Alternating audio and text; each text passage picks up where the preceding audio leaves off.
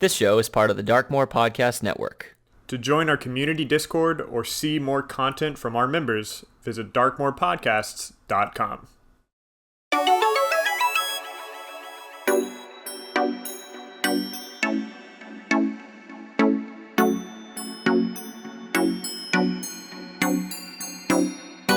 Hello, everyone, and welcome to Dragon Mind, the TTRPG podcast where we discover our best selves through gaming. Today, we're continuing our D&D 2024 Practical Possibilities coverage by looking at the physical product and species options in the new Player's Handbook.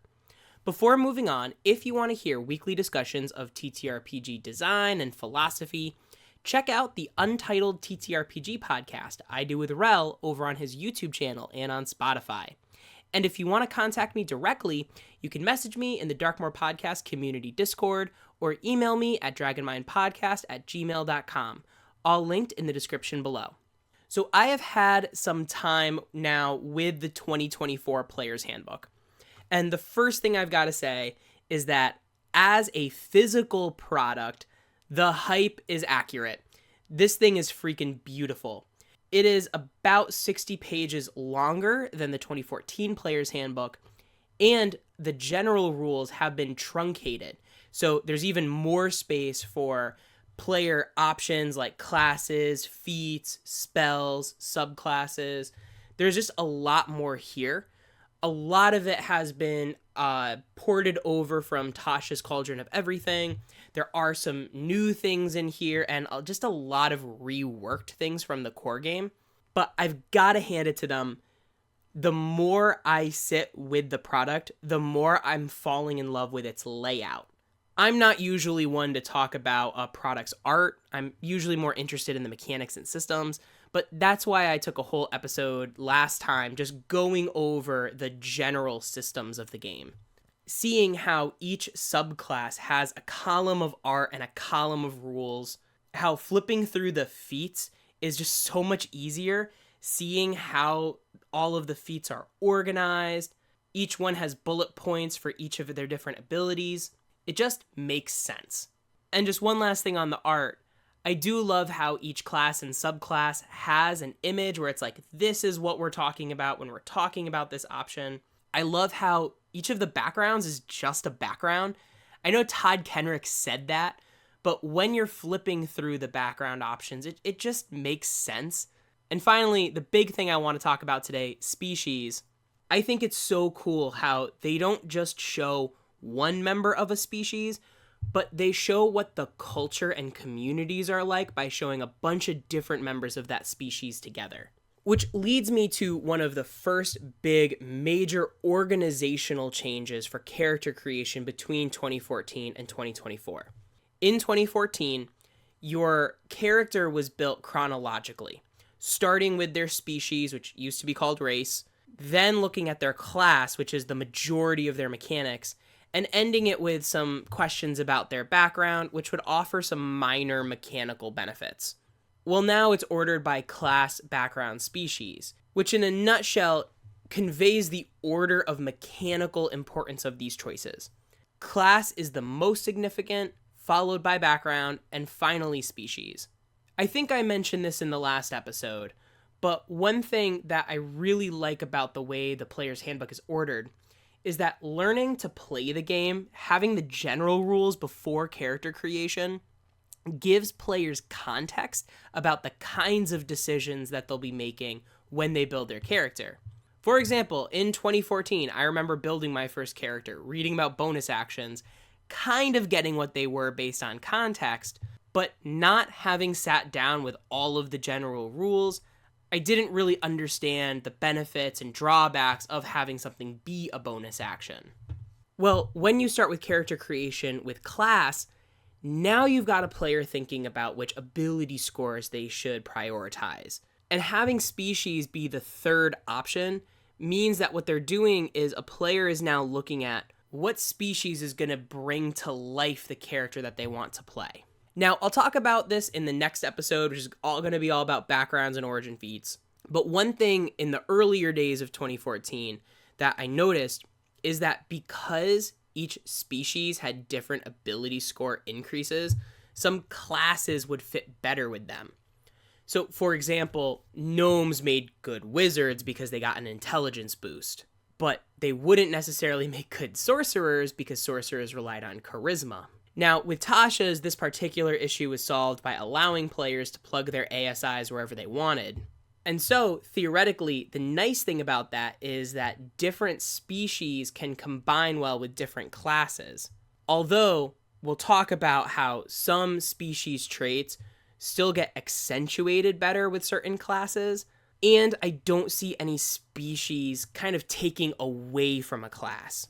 So before, you wouldn't want to be a gnome barbarian, because the gnome traits created a certain ceiling of how powerful your barbarian could be, whereas now if you wanted to make a gnome barbarian, you'd have a barbarian with some different options, maybe not necessarily optimized or min-maxed, but it'd be an interesting, memorable character whose traits didn't directly conflict with each other.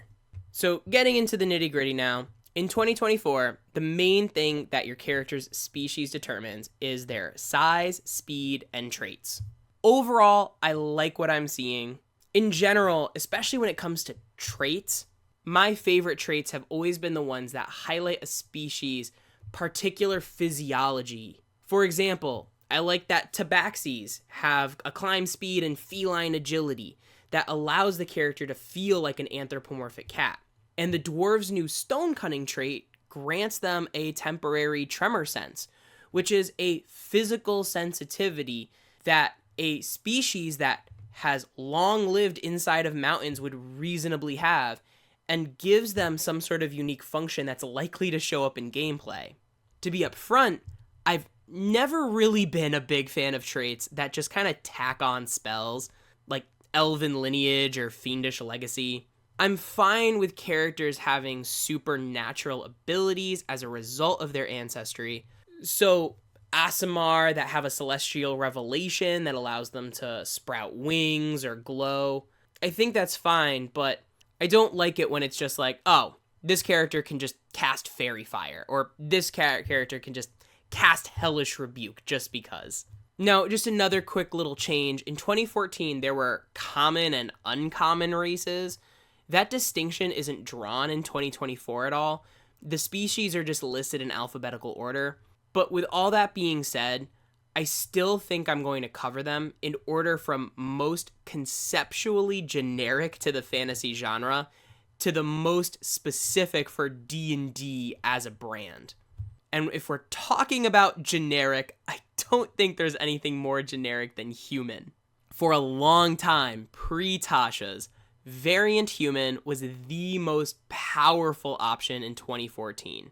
In 2024, humans are still the most versatile, but in terms of power, they've been significantly reined in.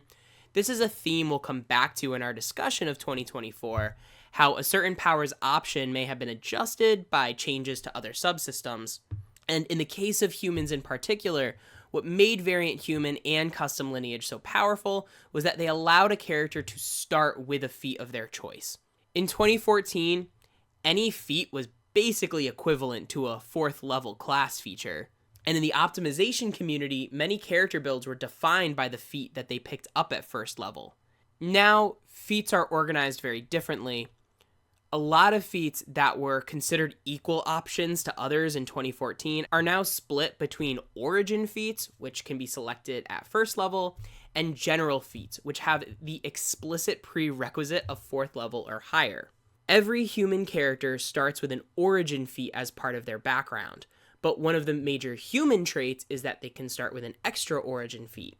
Humans also get a bonus skill proficiency and start each day with heroic inspiration.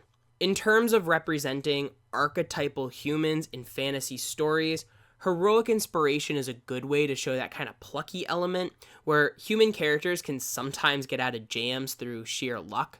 So being able to just re-roll any die would be a great way to show this. One last little note, before I forget, is that humans can now be chosen to be small. Whether that means it's a little person or a child. You can even see this depicted right in the human art. So next up is Dwarf, which is probably my favorite species design in the whole book. Dwarves now have a speed boost. They have a speed of 30 instead of 25. They also have dark vision of 120 instead of 60. Dwarven resilience is the same as it was in 2014, granting resistance to poison damage and advantage on saves to avoid or end the poisoned condition. Like halflings, dwarves no longer have mountain or hill lineages, and instead all dwarves have dwarven toughness, increasing their hit point by 1 for every level. And then of course we also have the previously mentioned Stone Cunning, which is a bonus action that activates a 60-foot tremor sense as long as your character is in contact with stone. What I love about this new dwarf design is that the traits convey the iconic characteristics of being a dwarf, and it can really go with any class. Any class is going to benefit from extra hit points, dark vision, tremor sense, and poison resistance. Doesn't matter if you're a barbarian, a wizard, or a rogue. I get that this particular versatility or genericness can be really difficult to design for all 10 species, especially since some of them have iconic traits that just go with certain class archetypes. But I can't help but appreciate the elegance of the dwarf's design. Also, it's a little funny, haha, that humans can be small, but dwarves can only be medium. But I digress. On to elves. Elves have gotten a lot of little changes that clarify or rebalance some of their traits. They still have 60-foot dark vision, so the dwarf has 60 more than they do. They have Fate Ancestry that has actually been a little bit nerfed. It's missing the bit where elves can't be magically put to sleep. Keen Senses has been buffed a little bit. You can now choose to select Insight or Survival as the proficiency bonus instead of just Perception. And Trance has clear text that specifies that elves get the benefit of a long rest in only 4 hours as long as they meditate. Like I said before, the tacked on spells of elven lineage is the only trait that I personally dislike. Again, I like how in Drow and Wood Elf there are physical distinctions. Drow have 120-foot dark vision and Wood Elves have a speed of 35. But the innate spellcasting feels like it belongs more as some kind of packaged origin feat, as opposed to something that all elves can just inherently do.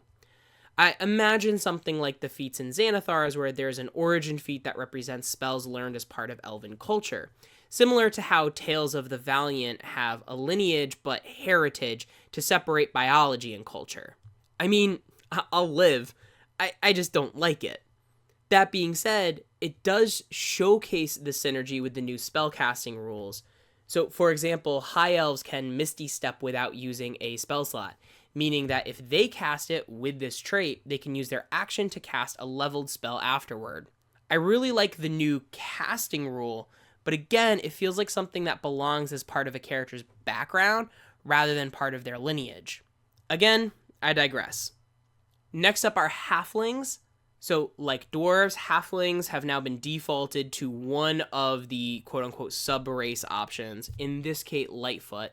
Like dwarves, they have a speed of 30 instead of 25. Brave functions pretty much the same, advantage on saves to avoid or end the frightened condition. Lucky has been renamed to Luck so as not to confuse it with the Lucky origin feat, but it functions pretty much the same way. Halfling is also the first species we'll discuss that tends to mesh with some classes better than others. Halfling nimbleness and natural stealthy are pretty much the same as from 2014. But again, changes to the subsystem of hiding impacts how effectively naturally stealthy is. Instead of hiding based on a target's passive perception, hiding involves making a stealth check with a fixed DC of 15, with the stealth check's result being the DC that searching creatures must meet or beat with a perception check to find them. This goes with halfling nimbleness, allowing a halfling rogue to use their allies as cover while attacking unseen. It'll be up to your DM, but the way I read the new unseen attackers section is that once an attack is made, the enemies know your location, but that doesn't necessarily mean they can see you. And it's the lack of sight that grants you as an attacker advantage. Of course, with the speed advantage from barbarians and monks, I can also see halfling nimbleness coming up in niche circumstances where you just need to charge through a larger creature's space. It's not that other classes can't use these traits well, but a ranged character, like a caster or a ranger or something, probably isn't going to be hiding behind an ally or need to frequently move through other creatures' spaces. Of course, Brave and Luck are examples of traits that are good on any character. So again, halflings are never a bad choice. It's just that I can naturally see how some class pairings are going to make the most of some of those traits, whereas some won't make use of them as much. So now flipping back a little bit, we're looking at gnomes. So remember when I say that I like traits that showcase a physical distinction between species? This is where I feel a little more mixed. Not all negative, just... So 2014, gnomes are small creatures with dark vision. Like dwarves and halflings, they're boosted from 25-foot movement speed to 30. Their only other core trait is gnome cunning, which is advantage on all intelligence, wisdom, and charisma saves. Now, one could argue that gnomes are magical folk with a supernatural resistance to mind-altering effects. Fey ancestry is similar for elves. However, their description describes them as being clever, and the feature name is gnome cunning. If it was called something, I don't know, like supernatural ancestry, it'd be different.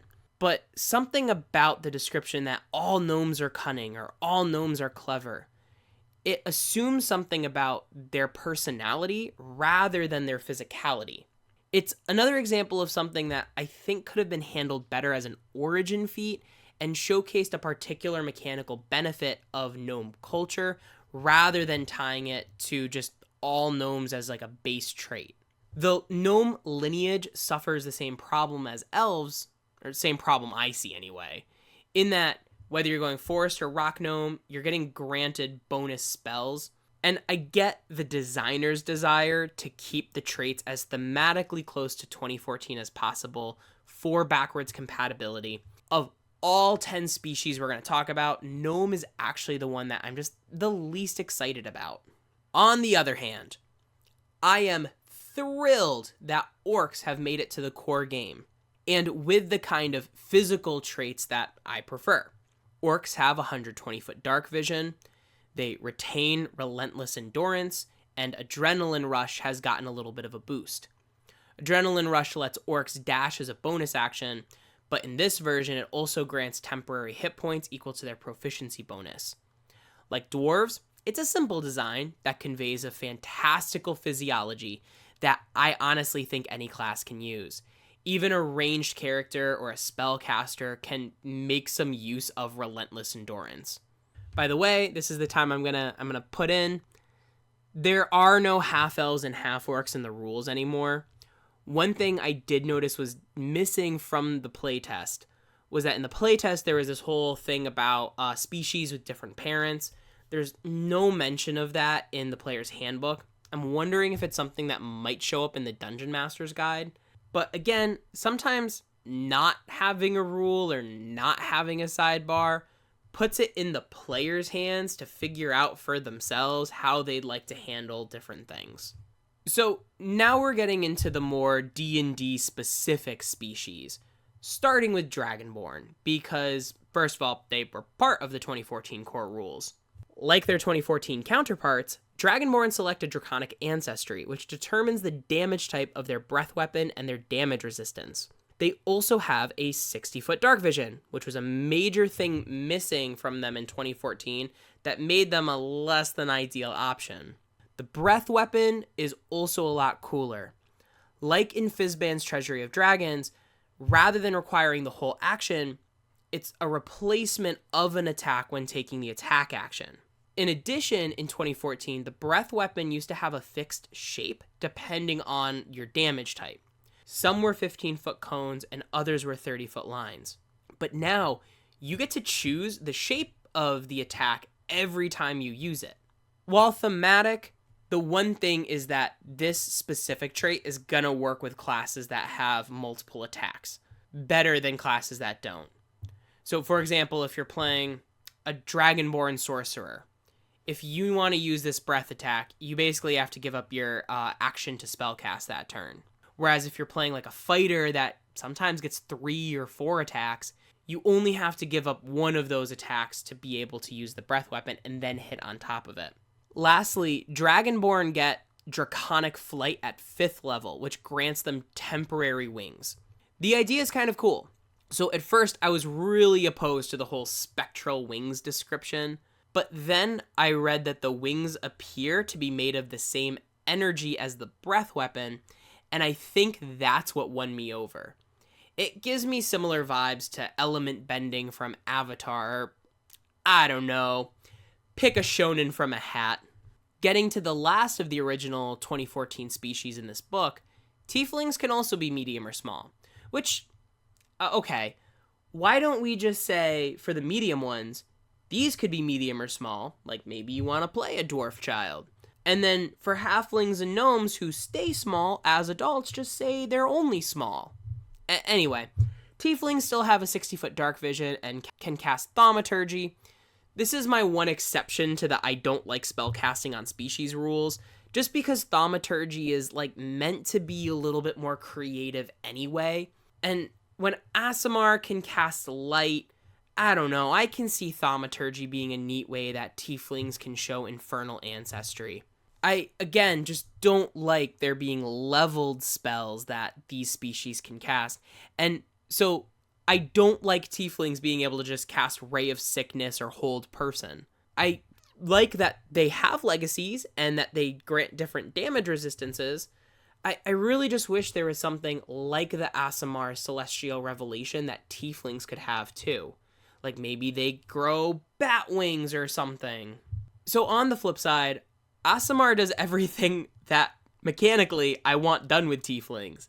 Celestial Revelation is really cool in how now it allows you to pick a different use every time. So this is a tangent, but in Lucifer on Netflix and previously Fox, there was lore where angels self-actualized. So, for example, when Lucifer felt heroic, his wings would come out heavenly. But if he thought of himself as monstrous, they'd be these big demon bat wings. Like with choosing the shape of your Dragonborn's breath weapon, I like how you can change your revelation every time. And I would even advocate for players to think thematically about why they would be picking one revelation over another. That being said, I do think getting 2 damage resistances and a transformation and a cantrip and a built-in healing action is a little bit much. And while I definitely didn't like Ardlings from the playtest, and I like that Aasimar are in the book as a thematic foil to tieflings, I do think that if you're a player and you're going to walk into a table, please talk to the other players in the DM about being an Aasimar first. Just because, again, there are some hefty mechanical benefits that your character is enjoying that may be out of balance of the other options. So the last species on our list today are Goliaths, who have a 35-foot movement speed and have powerful build with a boost. In addition to the extra carrying capacity, it now also grants them advantage to saves to end the grappled condition. And like how Dragonborn pick a Draconic ancestry, there are 6 giant ancestries to choose from. Now, giant lore in D&D is very specific, with each type of giant representing some kind of elemental power. And just like the Ordning, these ancestries are not created equal.